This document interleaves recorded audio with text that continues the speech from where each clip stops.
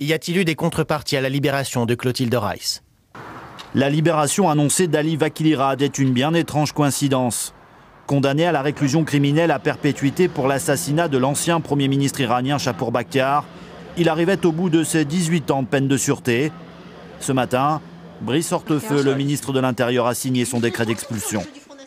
Un peu plus tôt, il y a 10 jours, c'est cet ingénieur iranien que réclamait la justice américaine qui pouvait regagner la République islamique.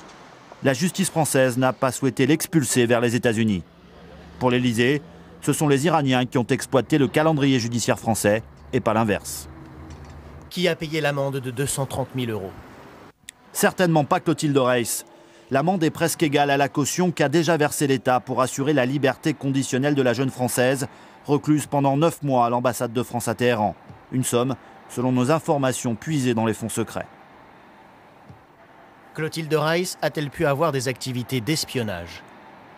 Les Iraniens lui reprochaient la transmission d'un rapport à l'attention d'un diplomate français. C'est ce qui lui a valu un procès en pleine vague de contestation du régime iranien. Une information que confirme un ancien des services secrets. C'était pas une espionne. Elle reprenait des éléments d'ambiance et ces éléments d'ambiance, elle les transmettait à l'ambassade et à notre correspondant.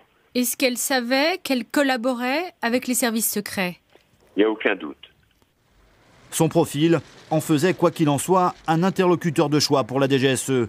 Parlant la langue du pays, immergée au cœur de l'université iranienne, au plus près de ceux qui feront l'Iran de demain, elle avait un profil idéal pour des services en mal d'information sur la République iranienne.